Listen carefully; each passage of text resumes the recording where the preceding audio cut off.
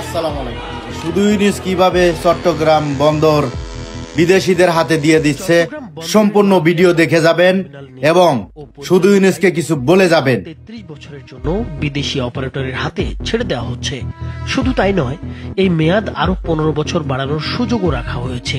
ফলে প্রায় অর্ধ শতাব্দী ধরে এই টার্মিনাল পরিচালনার দায়িত্ব থাকবে বিদেশি প্রতিষ্ঠান। এদিকে ঢাকার কেরানীগঞ্জে অবস্থিত পানগাঁও নৌ টার্মিনালও আরেক বিদেশি প্রতিষ্ঠানের হাতে দেওয়ার প্রক্রিয়া প্রায় চূড়ান্ত পর্যায়ে পৌঁছেছে। একইভাবে চট্টগ্রামের নিউমোরিং কন্টেইনার টার্মিনাল আগামী ডিসেম্বরে বিদেশি অপারেটরের কাছে হস্তান্তরের প্রক্রিয়া চলমান রয়েছে। এসব উদ্যোগের প্রতিবাদে গত শনিবার চট্টগ্রাম বন্দরের শ্রমিক ঐক্য পরিষদ একটি মশাল মিছিল করেছে। এই হস্তান্তর প্রক্রিয়া বন্ধ না হলে হরতাল, অবরোধ সহ কঠোর কর্মসূচির হুঁশিয়ারি দিয়েছেন সংগঠনের নেতারা। কোনোদিন ফিরে আসবে না। চট্টগ্রামের লালদিয়ার চরে বর্তমানে কোনো স্থাপনা নেই, তবে এখানে একটি আধুনিক কন্টেইনার টার্মিনাল নির্মাণে আগ্রহ দেখিয়েছে ডেনমার্ক ভিত্তিক বিশ্বের দ্বিতীয় বৃহত্তম শিপিং কোম্পানি মায়ার্স লাইনের অঙ্গ প্রতিষ্ঠান এপিএম টার্মিনালস। প্রতিষ্ঠানটি প্রায় 9,800 কোটি টাকা বিনিয়োগ করে টার্মিনালটি নির্মাণ করতে চায়। 3 বছর সময় ধরে এই নির্মাণ কাজ চলবে। টার্মিনালটি চালু হলে বন্দরের কন্টেইনার ওঠানো নামানোর সামগ্রিক ক্ষমতা অতিরিক্ত 8 লাখ একক বাড়বে। প্রকল্পটির নকশা, অর্থায়ন, নির্মাণ ও পরিচালনার পুরো দায়িত্বই থাকবে এপিএম টার্মিনালসের হাতে, তবে মালিকানা থাকবে চট্টগ্রাম বন্দরের কাছেই। টার্মিনালটি কেন্দ্র করে যেসব সেবা দেয়া হবে তার বিপরীতে মাশুল আদায় করবে এপিএম টার্মিনালস, তবে সেই আয়ের একটি অংশ চট্টগ্রাম বন্দরও পাবে। পাশাপাশি বিদেশি অপারেটরটির কাছ থেকে এককালীন অর্থ গ্রহণ করবে বন্দর কর্তৃপক্ষ। এপিএম টার্মিনালসের সঙ্গে যে চুক্তি চূড়ান্ত হতে যাচ্ছে তাতে মূল অপারেটিং সময়সীমা 33 বছর ধরা হয়েছে, তবে শর্ত পূরণ হলে বাড়তি 15 বছর মেয়াদ বৃদ্ধির সুযোগও থাকবে। অর্থাৎ সর্বমোট 48 বছরের জন্য লালদিয়া চর এপিএম টার্মিনালসের ব্যবস্থাপনায় যেতে পারে। উল্লেখ্য, লালদিয়া কন্টেইনার টার্মিনাল প্রকল্পের উদ্যোগটি নেওয়া হয়েছিল বিগত আওয়ামী লীগ সরকারের সময়। আমরা ওনাদেরকে যেটা দিচ্ছি সেটা একদমই একটা গ্রিন ফিল্ড, এখানে কিছুই নেই, একটা জাস্ট সবুজ মাঠের মতো।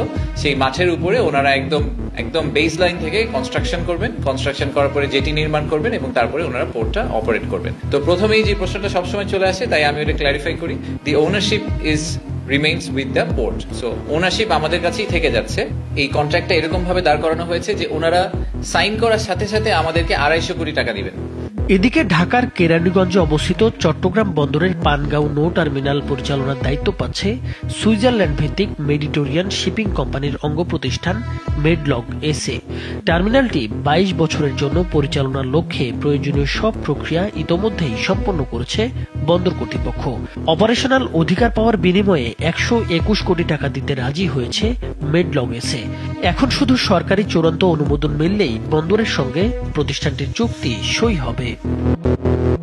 অন্যদিকে চট্টগ্রামের গুরুত্বপূর্ণ স্থাপনা নিউমোরিং কন্টেইনার টার্মিনাল বা এনসিটি পরিচালনা নিয়ে সংযুক্ত আরব আমিরাত ভিত্তিক প্রতিষ্ঠান ডিপি ওয়ার্ল্ডের সঙ্গে দর কষাকষি চলছে।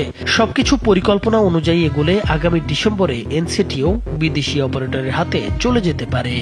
এছাড়া বে টার্মিনাল প্রকল্পের 2টি টার্মিনালও বিদেশিদের কাছে পরিচালনার জন্য দেয়ার উদ্যোগ চলছে। পাশাপাশি বন্দর এলাকার চিটাগাং কন্টেইনার টার্মিনালেও বিদেশি বিনিয়োগকারীরা আগ্রহ দেখিয়েছে। এটিও যদি বিদেশি প্রতিষ্ঠানের হাতে তুলে দেওয়া হয় তাহলে চট্টগ্রাম বন্দরের নিজস্ব নিয়ন্ত্রণে থাকবে কেবল জেনারেল কার্গো বার্থ নামের একটি টার্মিনাল। এমন পরিস্থিতিতে নিউমোরিং কন্টেইনার টার্মিনাল সহ একাধিক স্থাপনা বিদেশি অপারেটরের হাতে তুলে দেওয়ার সিদ্ধান্তের বিরুদ্ধে ক্ষোভ জানিয়েছে শ্রমিক ঐক্য পরিষদ বা স্কপ চট্টগ্রাম।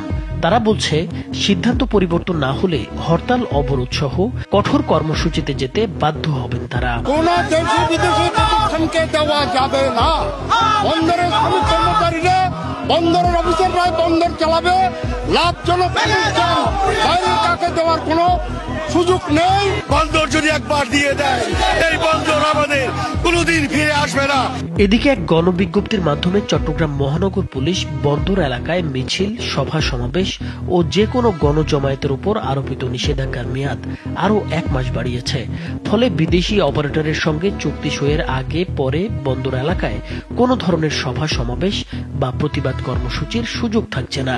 অন্যদিকে নিউমোরিং কন্টেইনার টার্মিনাল বিদেশি প্রতিষ্ঠানের কাছে হস্তান্তর করার প্রক্রিয়ার বৈধতা নিয়ে প্রশ্ন তুলে বাংলাদেশ যুব অর্থনীতিবিদ ফোরামের পক্ষ থেকে একটি রিট আবেদন করা হয়েছে। সংগঠনটির সভাপতি মির্জা ওয়ালিদ হোসাইন গত আগস্টে এই রিট দায়ের করেন। এ বিষয়ে শুনানির জন্য 19 নভেম্বর দিন ধার্য করেছেন হাইকোর্ট।